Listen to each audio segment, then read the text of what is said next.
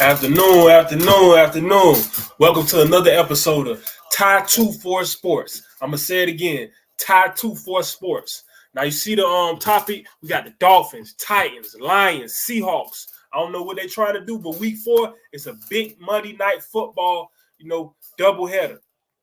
So the big game down here in South Florida, of course, is the Dolphins and the Titans. That's why you see my main man Tyreek Hill, repping for the Dolphins. But let me give you the picks. I'm not picking either one of these games because these are very bipolar teams, except for the Lions. But we're gonna do a lot of plus. So we're gonna do the Titans +7. So they're not the favorite, but the furthest you can go back is +7. I wouldn't want to go +7.5, but we're gonna go Titans +7. We got Seahawks +9.5 or +7.5, depending on how you feel. For player props, I got J.Gibbs of the Lions going for over 51.5 rushing yards. We also got Seattle Seahawks wide receiver DK Metcalf for an anytime touchdown. We got J.Phillip back from injury with over a half a sack. We got Calais Campbell with over a half a sack for the Dolphins. And we also have Zach Sieler for over a half a sack. So I'm going to leave those up there. So this is going to be a quick show. I try to get you guys out of here quick on Mondays. So let's go directly to Instagram, Like Yo Gotti say, I love the gram. So let's go to our Instagram segment.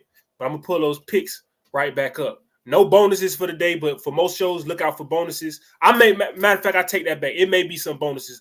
Just let me keep digging and keep looking because you never know. I just gave you guys some safe picks because I want you guys to make money. I try to keep it as safe as possible. Some other guys may give you picks where you hit, you miss, but I try to be consistent. We did a pretty good job yesterday and try to split these up into threes. I won't even say fours. Put these in threes. Or maybe you can put them in the fours, I got what? 1, 2, 3, 4, 5, 6, 7, 8 different. So maybe put two 4-play tickets, or 5 and a 3. Who knows? But what else would I be looking out for maybe like a bonus? I don't know. We'll just stick around. But let's go to Instagram first so I can show you what's going on in the world of NFL football. Now, of course, it's always foolishness with college football, the SEC and the Big Ten. In 2 years, not 2024, not 25, but in 26, when they redo the playoff, where it possibly goes from 12 to 14, the SEC and the Big Ten is asking that they each get 4 automatic bids. So they want 8 SEC and Big Ten teams and 6 ACC, Big 12, Notre Dame, and a group of 5. So how would that break down? Would that be like 2 for the ACC, 2 for the Big 12? Then maybe Notre Dame makes it, maybe they don't. The years that Notre Dame doesn't make it, which is rare when you're doing 14 teams, that would be like an extra ACC or extra Big 12 team, and then one group of 5. So it's not as bad as it sounded earlier. I still think that that's a sign of weakness because you would think off the rip, FCC or the Big Ten would get however many teams they need in if they're that good. Your conference champ automatically gets in the way the BCS used to do it if the playoff was around. That large is based off of who are the best teams, the highest ranked teams. You shouldn't just automatically get in because you're the 3rd or 4th in the SEC. Because first of all, they have non-conference games, and we saw the SEC lose a couple non-conference games. We seen ACC, Big Ten, everybody take losses to each other. So this whole conference thing is really a myth. It's a few teams in every conference that can make noise. Even with this Big Ten thing, like I had to tell somebody earlier, over the last decade, who broke the SEC streak? Do you know? It was the ACC. It was Florida State. Also, the SEC recruits in the same area as the ACC in the South. Also, in this era, the ACC's won 3 national championships: Florida State, Clemson. And the Big Ten has only won 2, and they have not competed as well. The Big Ten has. I remember when I think Michigan State went to the playoff and got blown out. We've seen Wisconsin, Michigan play Alabama in those kickoff classes and get blown out. And I'm not taking offense against the Big Ten, but just because you have a lot of money and CBS behind you, that does not mean you're better at football. But let's move along and get to some other topics. Let's go to the NFL. And shout out to the Miami Hurricanes redshirt freshman Malik Bryant. He was a guy that was highly recruited, and then they tried to say he wasn't going to be all of that. You know, these people are very impatient. He's a redshirt freshman. He actually made a big-time play, just a heads-up play. When they tried to do a fake field goal, he saved a touchdown. He had half a sack, 4 tackles. And I don't like that half a sack. Give everybody a sack. You know, stop with the half a sack thing. You know, when the quarterback and the wide receiver hook up, they don't give them a half a touchdown. Give those guys the sacks. But anyway, let's get to the NFL. All right, so we're going to go straight to ESPN since that's who's hosting all of these Monday night things. You know, they're very greedy. No shout out to Disney. They got the ABC game, which is going to be Detroit and Seattle, and they got the ESPN game, which is Tennessee and Miami. Now, Christian McCaffrey of the 49ers, his backup is one of the top leading rushers in the country in the NFL. I'm thinking college football, saying the country. So maybe that's why he's trying to rush himself back from injury. You need to slow down. I had an ankle injury. Somebody fell on my ankle, being clumsy, you know, in Georgia. It's like some semi-pro football. I was balling out there, and I had to play through it. But I never was the same until I just let it heal naturally. I know a lot of guys want to rush back. There's a lot of money involved, but hey, it's long-term money and getting fully healed. But he's flying out of the country, going to Germany and stuff. It says the Achilles tendon that McCaffrey is suffering in his right leg is now in both legs. So there remains a major question on when he will return. Now, if you have an Achilles injuries in both legs, that sounds like diet. That sounds like this processed food that's going on in this country. I know a lot of people thought it was a myth.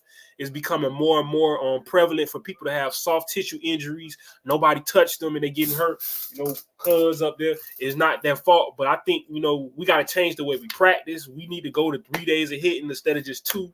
And I think the way we're eating, all this soy food and, you know, the horrible food. I was talking to, you know, older gentleman yesterday about, like, the body types. You know, I remember talking to my cousin about that a few years ago when we went to a high school combine where guys are strong, but they're having, like, man boobs. Their arms aren't as, you know, even me, I work out, but, you know, I'm not in the shape I want to be in. It's like the food has to get better in the food choices. So you guys need to go to Whole Foods, go organic, because you can't eat all this processed stuff. Okay, now we got the Harbaugh brothers, the Chargers and the Ravens, 2 of the top teams in the league.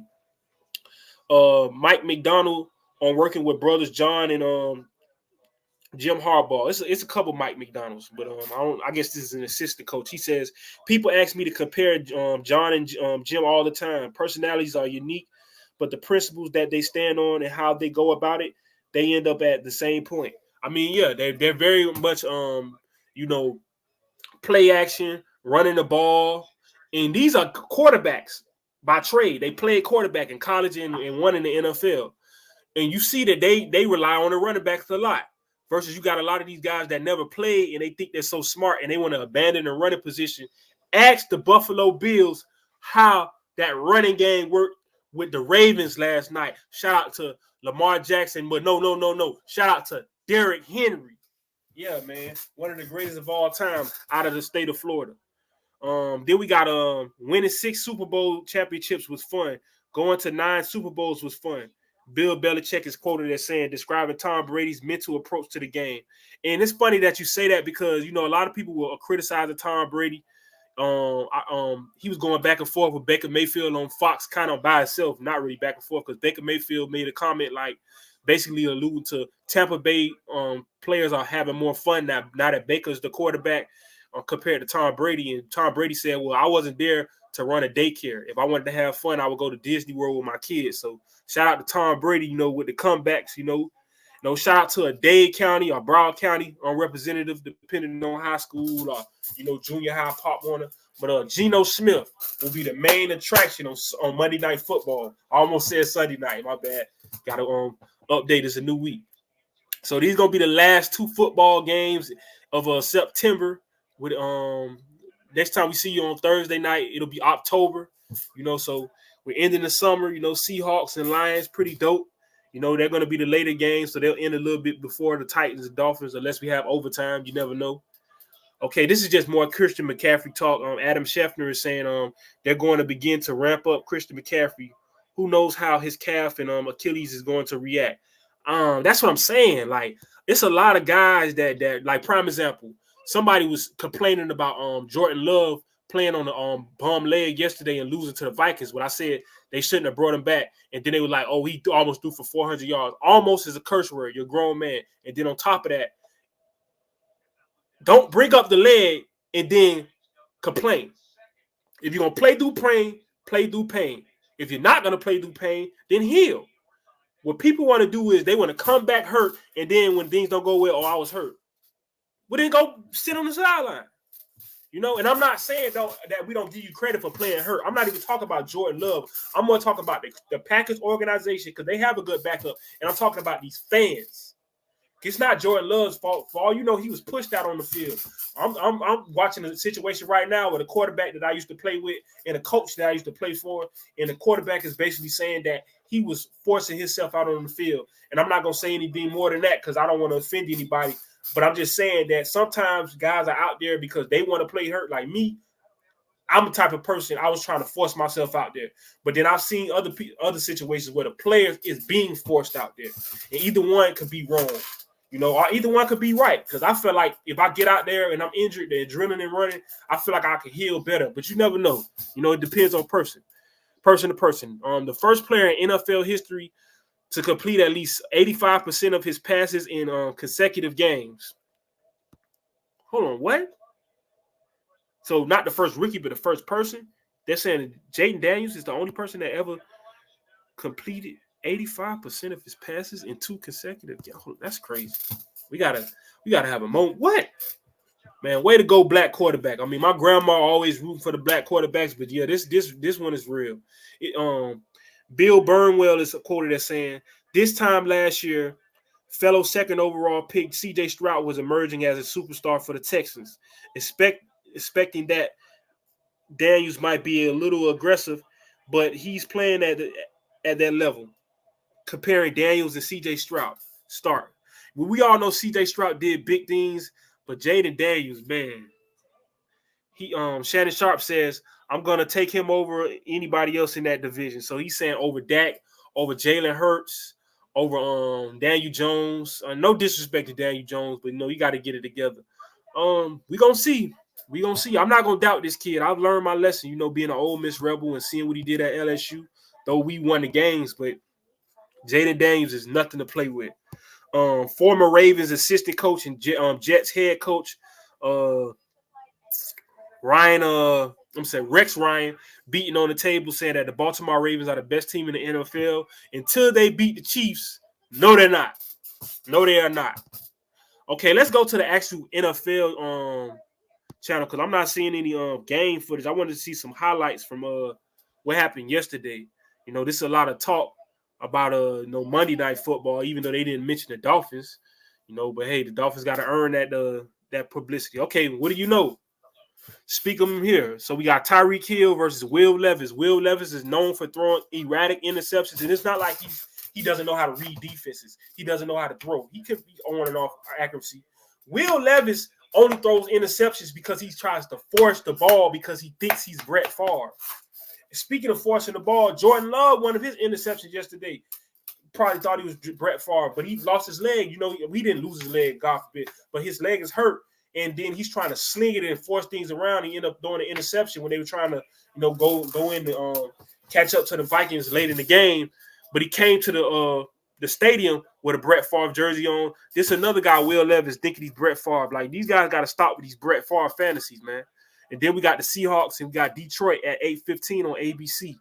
I grew up with ABC on Monday Night Football, and then they moved it to ESPN. So now it's kind of like a flashback. But at 7:30, we're going to get the Dolphins and the Titans. I know that's what you guys are looking for. Let's scroll down. Okay, Joe Flacco, the guy that saved the Browns season last year. The Browns didn't want him back. They didn't want him to threaten Deshaun Watson, which Watson's played. He hasn't played good, but he played average maybe this year. But Joe Flacco was saving teams again. He beat a very good Pittsburgh Steelers team in what was probably Justin Fields' best game, over 300 yards and stuff, but the defense just couldn't do anything with Flacco. He's a seasoned veteran, so all of that blitzing and stuff they've been doing to those young quarterbacks and guys that Kirk Cousins is seasoned, but maybe not as much as Flacco. Flacco was just eating them up. He even ran on him. You don't have to be a 4-4. You know, just get your little 5 yards and slide. So shout out to Joe Flacco, man. And this was presented by Wingstop. Yeah, shout out to Rick Ross, you know, but they not cutting me no check, so let's cut that short. Okay, now, speaking of Hall of Famers, Derrick Henry runs full speed towards you for a touchdown. They showed a graphic behind Tariq Hill since like 2018. Derrick Henry is the only player, the player with the next most times of breaking runs where he hits on the I guess on the speedometer over 20 miles per hour. So when he's running like the speed of like a motorbike. You know, he's running like a car do a school zone. You know, at 20 miles per hour. You know, that's fast for a human being. Okay, so yeah, they showing the graphic. You got Derrick Henry. He's making it up to speeds of 21.29. You got Xavier Worthy making it up to 21.45. So he was running faster than Xavier Worthy, the guy that has the record for the 40-yard dash in NFL Combine history. The Falcons, I hate to be right, but I was right. Well, I don't hate it, but I'm just saying, I hate to brag, but I was right yesterday. The Falcons did beat the Saints. This was an action-packed game. You know, you had a lot going on with special teams and just a lot of penalties. It was just a lot going on. And anytime, the Saints and the Falcons get together, it's going to be this type of game because there's a lot of, nerves. I don't know, for whatever reason. These cities got love for each other until the sport's going. You got the Pelicans and the Hawks in basketball. You got Georgia and LSU that went at it. Then you got, the Falcons and the Saints, man. So they go at it, Louisiana and Georgia, man. Shout out to Lil Boosie. Okay, so, this was kind of like in the second quarter, Derek Carr, ball pops up. It's rare because he been balling the beginning of the year, Then you got later in the game, I believe, this is the fourth quarter. They go in. You think they took the game. They well, no, this wasn't the touch. I thought this was the go-ahead touchdown, but this wasn't it. So I don't know if it's a little bit after, but a little bit after this, the Saints actually did get ahead. So you see they were 17-23. They get up to a touchdown to make it 24-23.